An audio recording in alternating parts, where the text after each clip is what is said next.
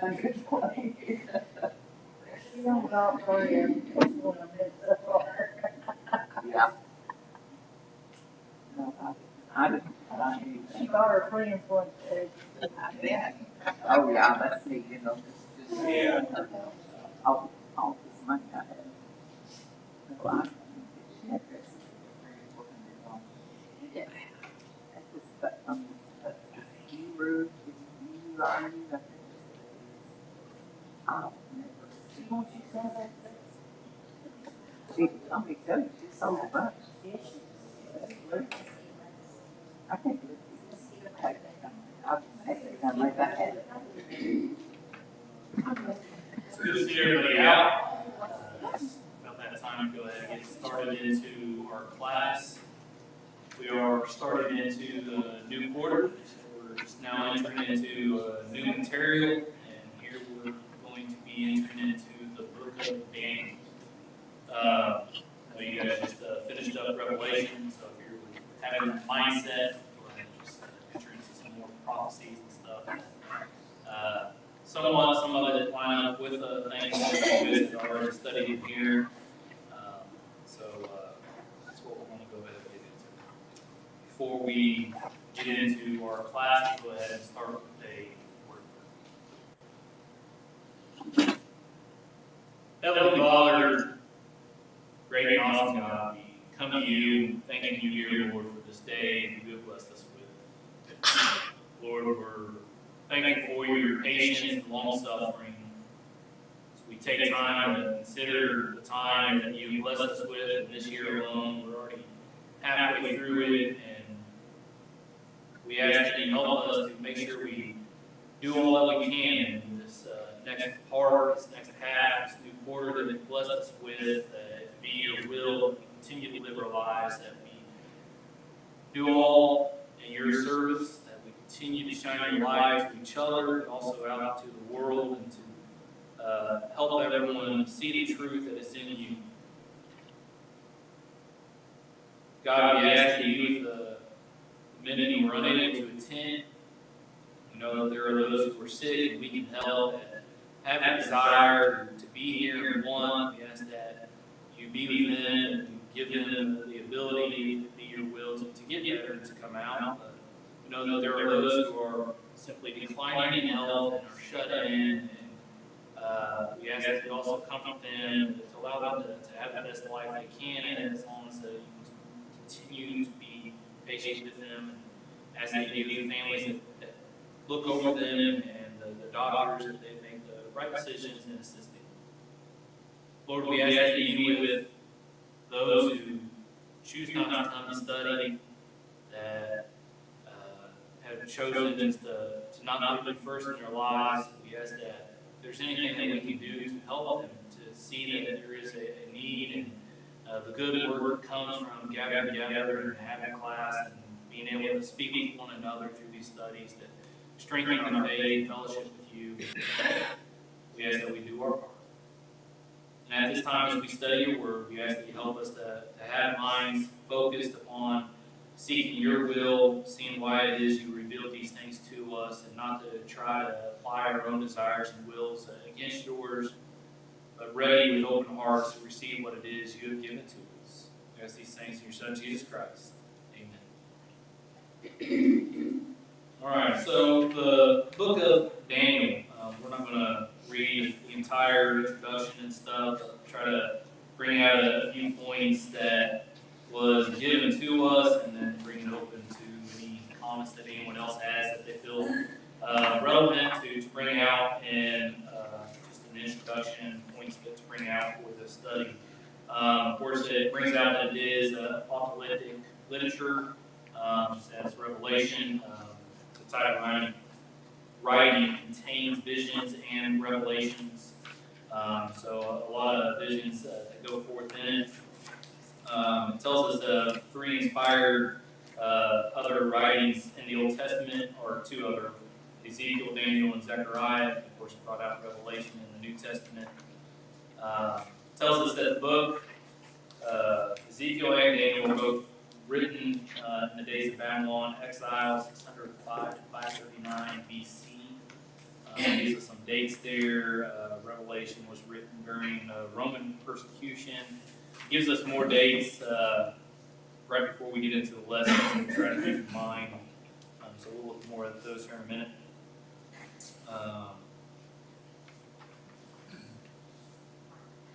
It's bringing out usually this kind of writing, the apocalyptic literature, typically happen during threatened times, during times of crisis.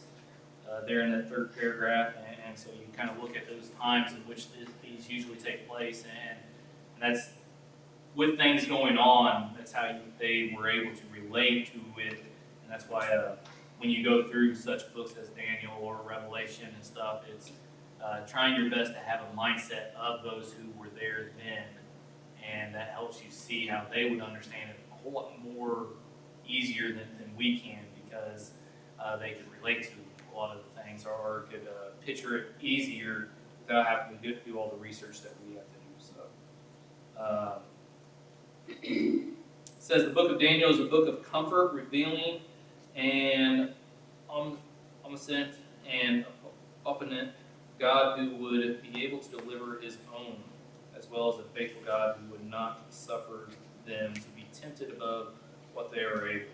I think that's a good point to bring out as looking at that, just into the point of, I often think and bring out 1 Corinthians 10 there in verse 13 as that kind of goes with, and I think Job so often and what he went through, but it's true about the prophets that would be in captivity, and all the Israel in times of captivity and times of war and battle, that God was always there and would not allow them to be tempted more than they were able, and especially as we look at what Daniel and his friends go through as they serve here, they were tempted time and again. So, any comments or thoughts on that first page of introduction? Charlie?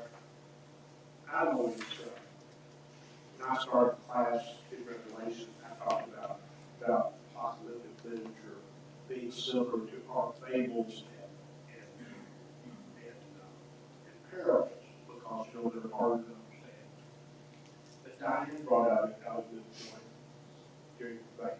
This is during a time of crisis or adversity, and it's more like code. It's a code for the people of God to be able to understand, but the enemies of God could not understand. Right. Yeah. Yeah, absolutely. So it's a type of writing that keeps others, again, if you're not in the right mindset or looking for the certain particulars, then it's easy to misinterpret and not know what is truly being talked about. So. And also, Daniel, he's in captivity. He's not in control. Right. It also shows that even when, we can't control what's going on around us, we can still be faithful to God.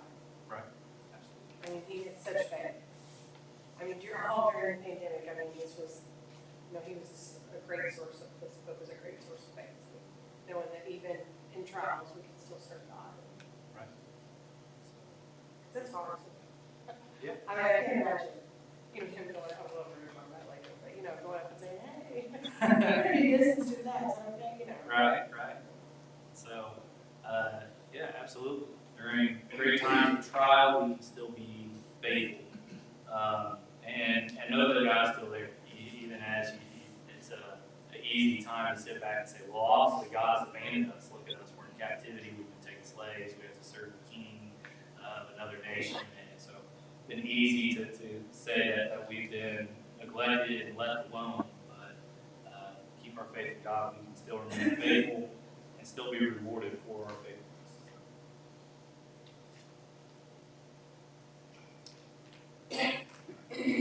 So next page gets into some historical background stuff that goes into it. Talking about the death of Solomon, the kingdom and its division. As you go through, and of course you go back and forth with the kings being good kings and bad kings. And so eventually it comes to that point that God decides to, of course, punish them for their behavior, for their idolatry, continuously getting caught up in that, and so that ends up leading to captivity more than once, and so we just it's kind of what we see here is taking place. Is their unfaithfulness led to them being captive. The sins of pride and idolatry resulted in a judgment of God. The northern kingdom of Israel was taken in captivity of Assyria, falls Samaria in 723/22 BC. And so it just, again, it's bringing out 2 Kings 17:18 there.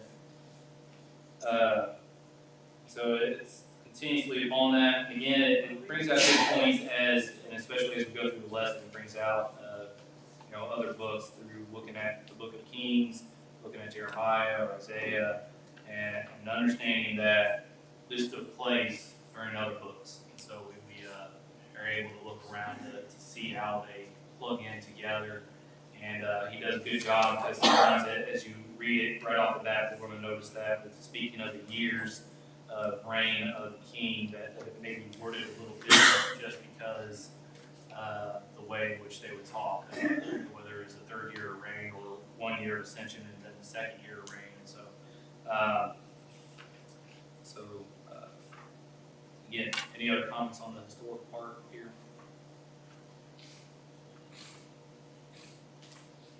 So again, it gives us a bunch of significant dates right there before lesson 1. So just remember that's there as you continue through it.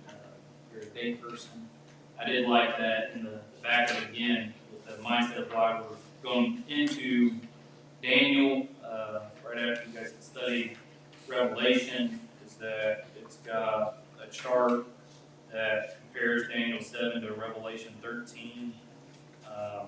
Again, just showing that there's similarities and how they kind of entwine. So we'll bring those things out as we go throughout the lesson. Any thoughts and comments? I'm not going to be in any rush as we go through the book.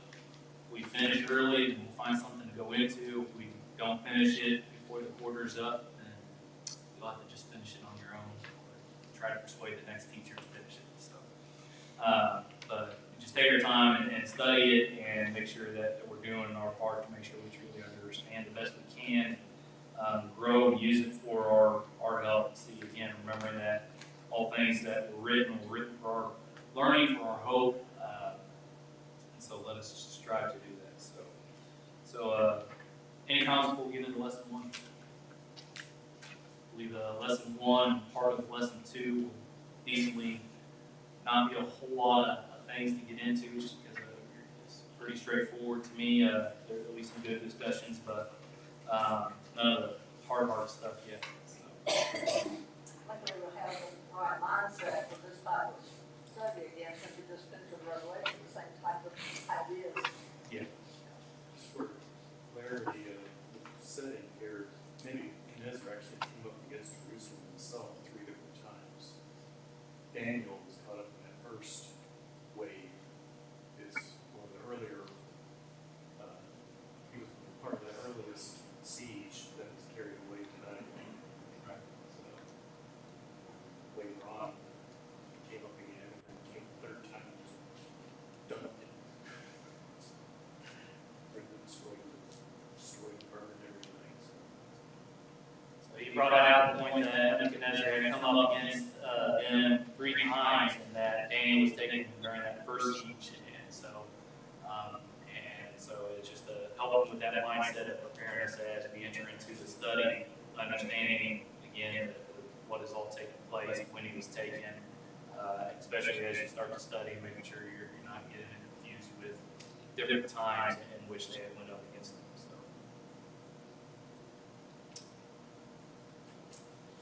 So getting into lesson 1, it has its own slight introduction. Again, going back to king that reigned in Judah, Jehoiakim, 609 and 598 BC.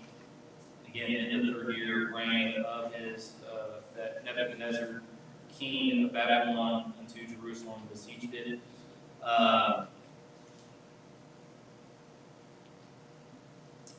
Again, he brings out conflict in that third paragraph. There is no conflict between the two accounts of Daniel and Jeremiah. Daniel wrote from the Babylonian point of view. The first year of King's reign, the year of ascension. The next year was the first year of reign of Jerusalem. Again, it brings that out as we get into the second chapter also. So. All right, so you want to start us off with question one? All right. And what year Nebuchadnezzar received Jerusalem? And the supposedly third year or approximately fourth year of the reign of Jehoiakim. Yeah, and so it brought out just in the introduction to make sure we understand that. That was the third year. Yeah, so third year of his reign. And so any comments on that? All right. So question 2. No question?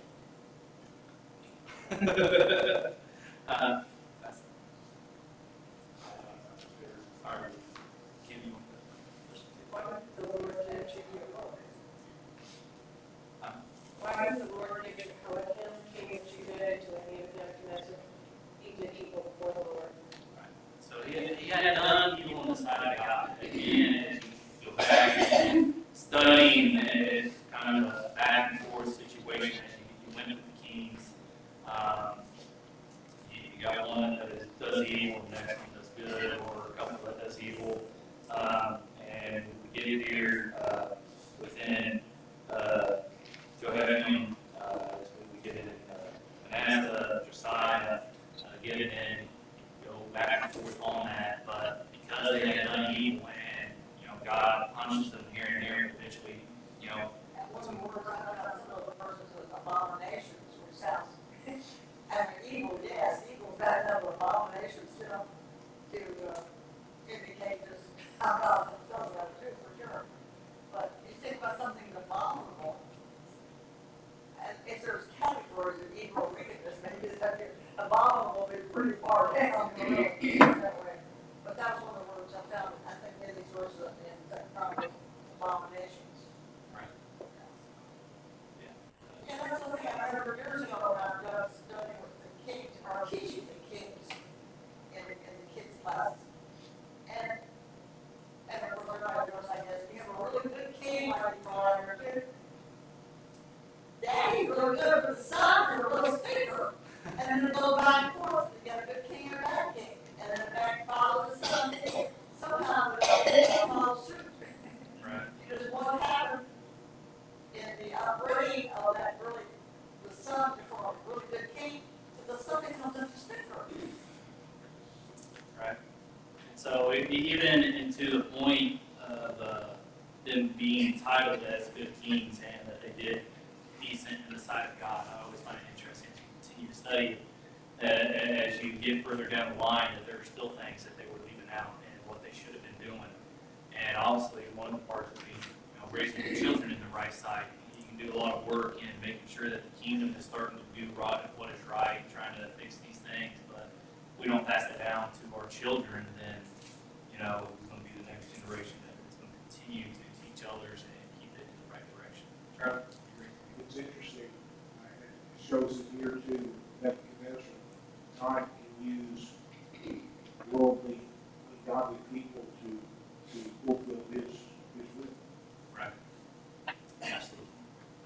Again, it's not that to the point that God approves of their actions, approves of their ways, but certainly he'll use, again, he can make a vessel for unclean things and a vessel for clean things, and so he used them to his advantage of what he needed to be done at the time. So.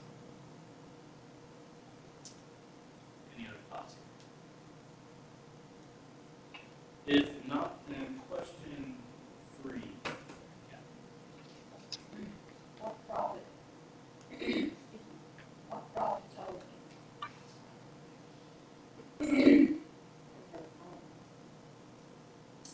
What prophet told King Hezekiah, all that is thine house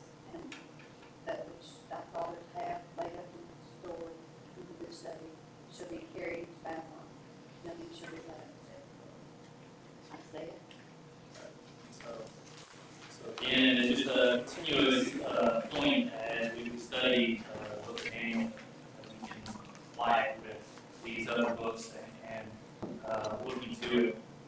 And so, prophesied again that, you know, the house of which thy fathers are slain before this day shall be carried into Babylon. So this is something that was said that would take place, that was going to happen. And so eventually God would fulfill it, did fulfill it. And so any thoughts or comments before we move on to the question? If not, Sins of what such king were so great, the Lord said, behold, I am bringing such evil upon Jerusalem and Judah, that whoever heareth of it with his ears shall tingle, and I will forsake and ruin their mine inheritance and deliver them into the hands of their enemies. That's Manasseh. So again, so you go from one king to the next king, prophecy, or not to the exact next king, but to another king. Again, prophecies and points, punishment going to come upon them because they were doing evil. They got caught up in idolatry. They got up and being abominations unto the Lord. And so we must make sure that we are doing what is right in the sight of God, just because, again, they were children of Israel, because they were children of Abraham, or because they were descendants of David. Does not mean that they get to just continue to thrive in God's blessings and continue to thrive to be a great nation if they themselves don't put God first. Because you were raised in the church, or because you become a Christian and start going to church, doesn't mean that we won't have trials and tribulation that we have to face, and that you're allowed to go continuing on in a life of sin, but we must make sure we put God first in our lives. It does give us a note there. It says, note the prophecy of captivity spoken to Hezekiah by the prophet referred to the house of David, but not the whole nation. However, the evils of his son Manasseh, causing abominations in Judah beyond those of the heathen, brought about judgment upon the whole nation of Judah, remnant of God's inheritance. So you just go down the line and point at some of them, go towards certain particular families or people, but then it comes down to the whole nation ends up being punished. And again, it doesn't mean that everybody in the nation was evil. You know, we face the consequences of those who are around us. You know, a little leaven leavens the whole lump. You know, that goes two ways, and to the point of our righteousness can help others to be righteous, but when we ignore the sin of others and allow that to continue on, it will corrupt the congregation, corrupt the church. And same thing as a family. You know, if you only take one family member, a bad father or husband, that can ruin a family where the rest of the family may be good and faithful, but if the father spends all the money, if the father is abusive, it can ruin it in any points. And so it doesn't mean that the whole nation of Israel was caught up in sin, but the whole nation ends up facing consequences. Well, you see that even like in the story of Daniel. There were a few good, but they all had to suffer the consequences of what was the punishment that brought on. Daniel's friends were good people, but still they had to be taken off captivity too. So they were punished along with everybody else, in spite of the fact that they weren't guilty, basically, for the most part, of doing the evil that was being done. Any other thoughts? If not, moving on to question 5. Who is called my servant by the Lord, and he can answer. Right. And so, again, and we kind of brought this out a little bit already, and to the point that God does use, not that he was righteous, not that this man was a holy man, but he uses wickedness to his own advantage in punishing the children of Israel. And again, God being faithful and just, he does not break promise unto Abraham, Isaac, or Jacob, or David, and he does not wipe out the nation completely. He does not, he's always leaves a remnant, always a few that faithful. And so it's not that, again, as he commanded to be done unto other nations, that they can be utterly destroyed. But,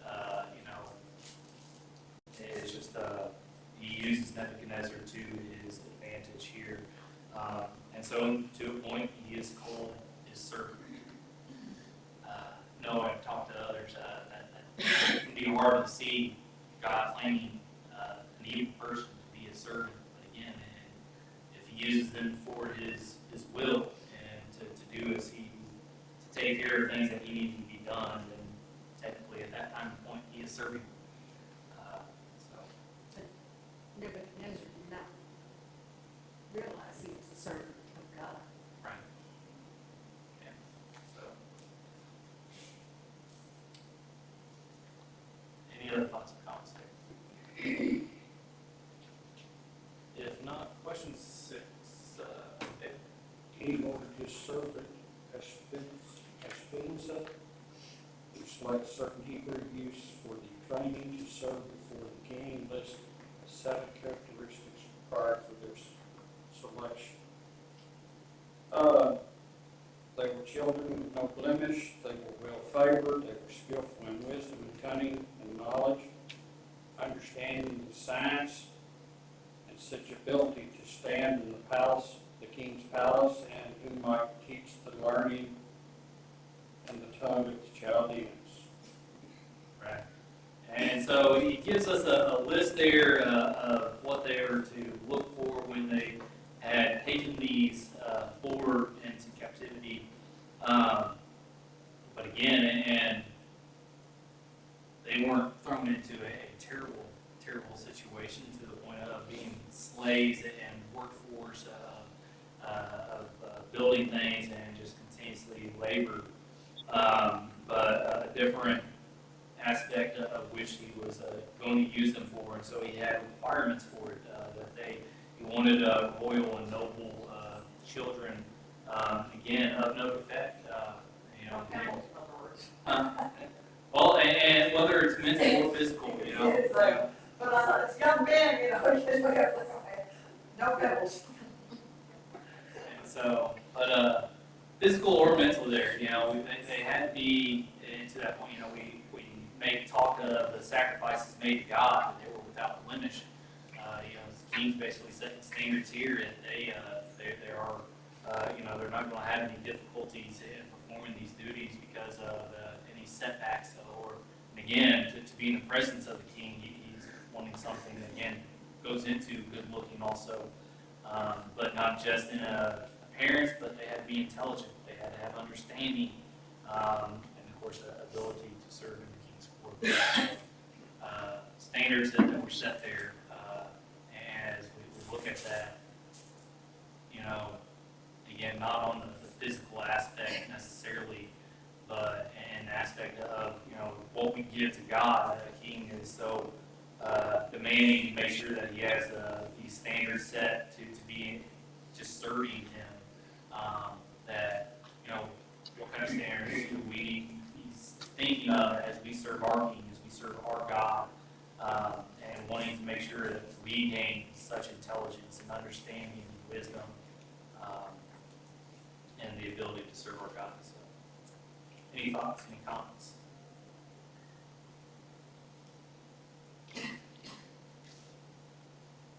All right. Question 7, Tom. How many years of selected youths have that provision of the king's meat and wine? And that's on verse 5. That's 3 years. So it goes forth and makes mention that they were supposed to be given, again, king's choice food, and so they're being well taken care of, and it brought out that those 3 years of training, 3 years of educating. So this is before they even get to the point of being chosen to serve on the king's court. So they found these young men, and then of course trained them in their ways and taught them, and so already we want to make sure that they were decent, that they looked like they were going to grow into mature men, that they had decent understanding already and wisdom, but then they also started learning in the ways, and as you read into it, my commentary bringing out not just where these four were taken, but there are probably a number of people that they were, to an extent, competing against, in which were being trained, and that would go before the king after these 3 years to be selected. They trained them in that way, of course, so they would learn by the time they came before the king Babylon's way of lifestyle and choice. My mind goes back to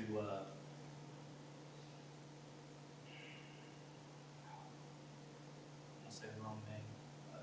Joseph, as he was taken in Egypt, before he had to come before the Pharaoh, he had to be shaved, he had to be clean, he had to put on certain garments to come before the king. And yet these three here, or these four, were raised, not raised, but served for 3 years, educated for 3 years before, and so they were already, of course, being fed, supposed to be being fed the king's food, that they would easily fit it in by that time that they had gotten to.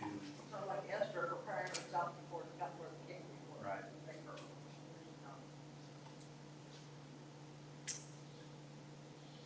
Any thoughts or comments there? All right, question 8. Shooting over. Jude. Use the four use the Hebrew and Babylonian names. I don't know why I got this. Daniel and Belshazzar is his name, Babylon, and Anna and Shadrach, Michelle was Meshach, and Azariah was Abednego. So, and take time to look at that and then just type it all out, write it all down. Figure it'd be easier to read, of course. And these times, often the names have a meaning behind it. So, were given a name by their parents, or given a name that God had selected for them, and it usually referred to something. And so we see that time again throughout the Word of God. Abram to Abraham, Sarai, Sarah, Jacob to Israel. And so here they are, here with, of course, their Hebrew names and are changed. So if I can make sure I find the meanings here. Daniel is God is my judge. And then as it was,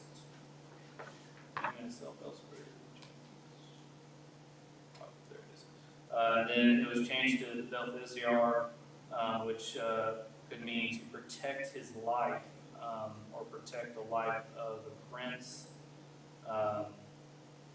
And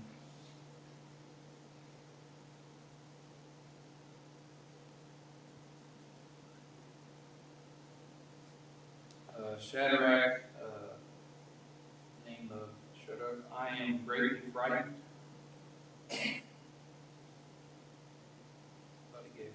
Or trying to make sure I find them all here. In the time of another Babylon, it goes into a lot of the names for the others end up changing close to Babylon gods, is what I was reading through this. The moon god, Babylonian. Mesca may have come from meant I am slighted. Tested to.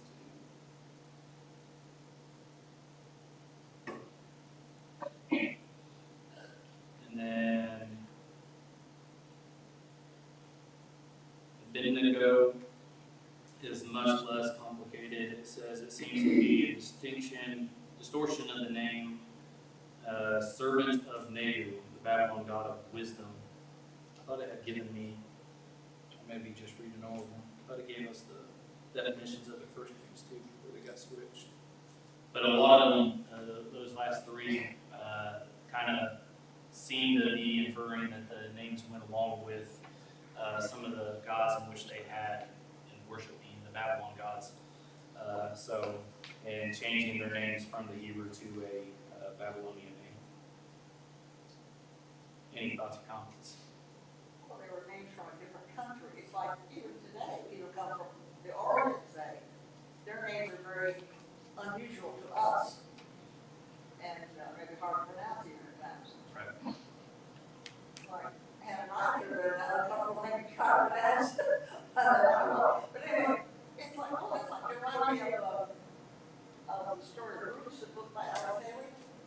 The slave, the main character, who was from Africa, and his owner then gave him a little nickname instead of what his real name was. Just make it easier to talk to him, I guess, or tell him what to do. And perhaps this was just easier for the king to call him by name with these Babylonian names now.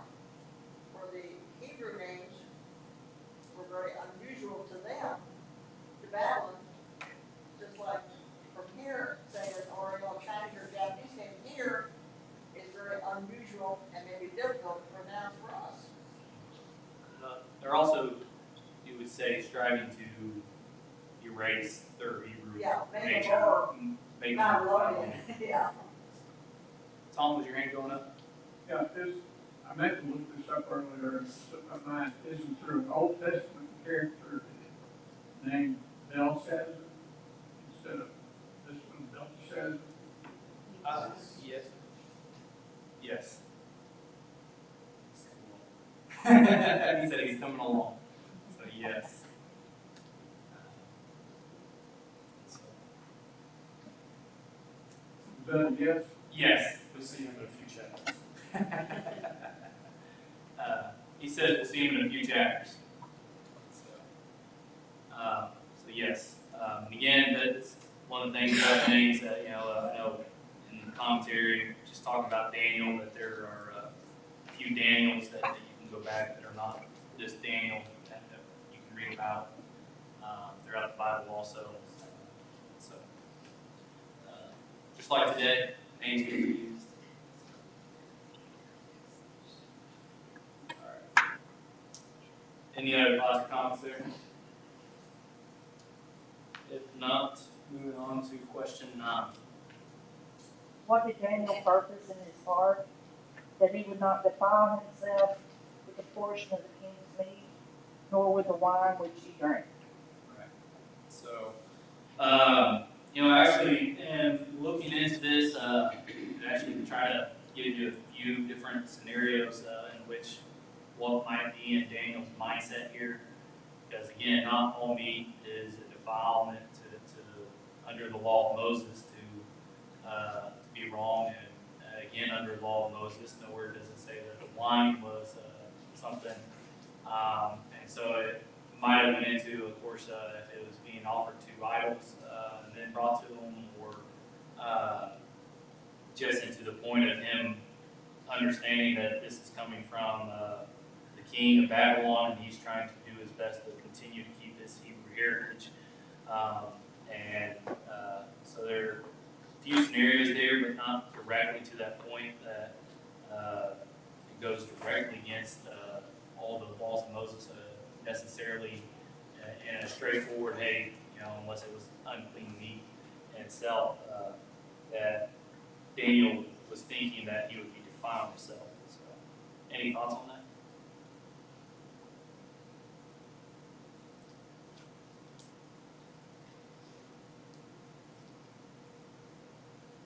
All right.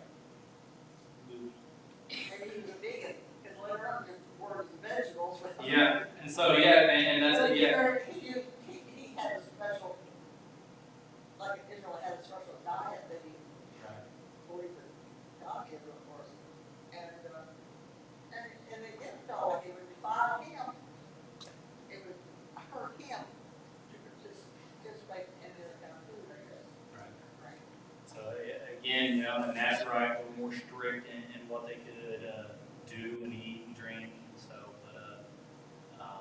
but again, to go to the full point of so,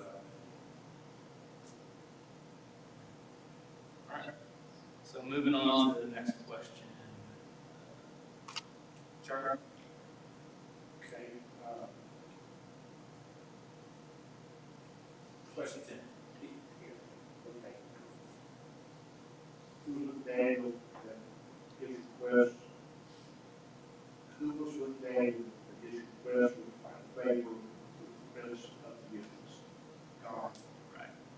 So, and again, it's just as you look in the past when God is with somebody, in times like this, again, going back to Joseph, and go to the apostles when they're in prison, looking here, you kind of seem like you're in a bad situation, but then God kind of gives them favor in the sight of those who are in charge of them, that they start to raise up in ranks, and are able to serve God and to an extent help the nation kind of go help these people go in the right direction. Sounds like Joseph's situation. Yes.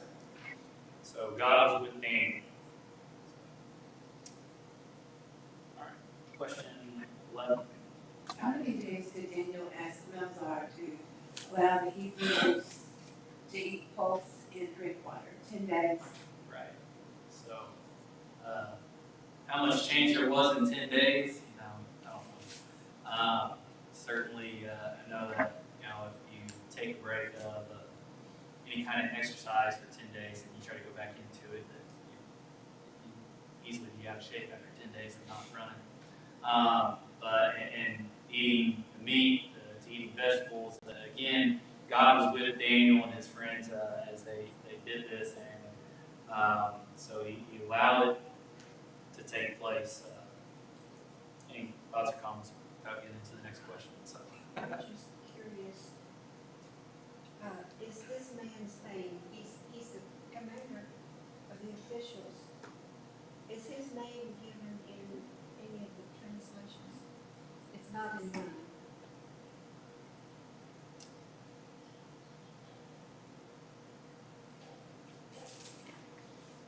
I have a New American Standard, and it just says, chief commander of the officials.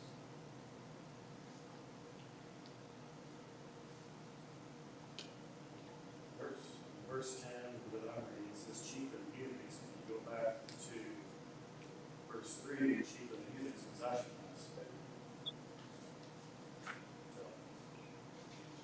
I don't think the turnover in those 3 years.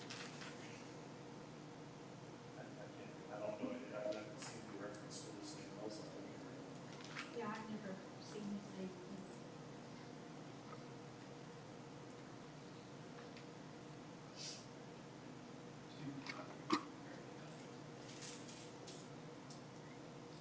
Has anybody got anything on that?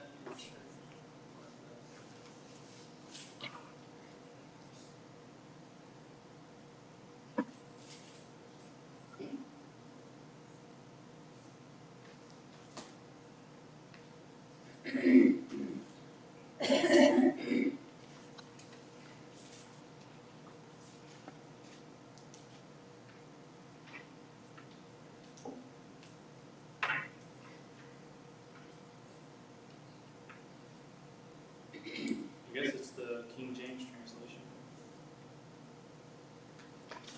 King James, and come on, man, help me out here. You got King James, don't you?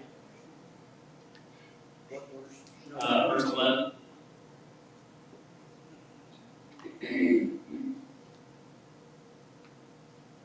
Joey says the King James and it says Lexer.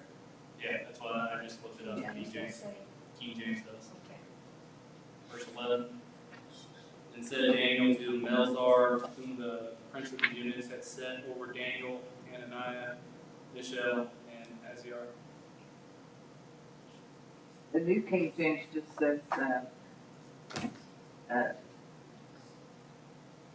the chief of the eunuchs. Yep.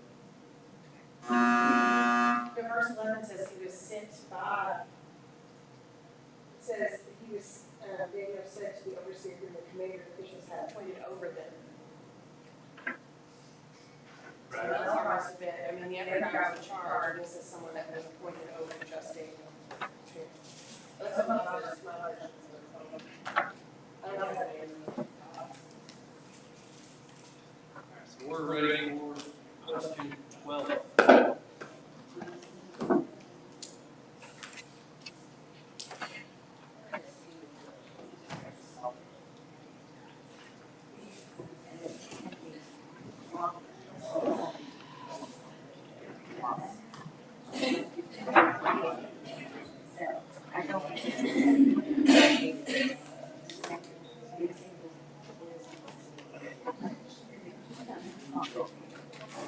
So everybody can just eat vegetables and water. And no meat. That makes a big difference.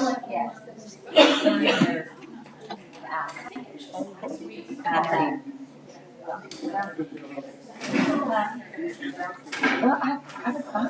Then I started, looking all over this. Trying to get it. Oh. Amazing. Amazing, but,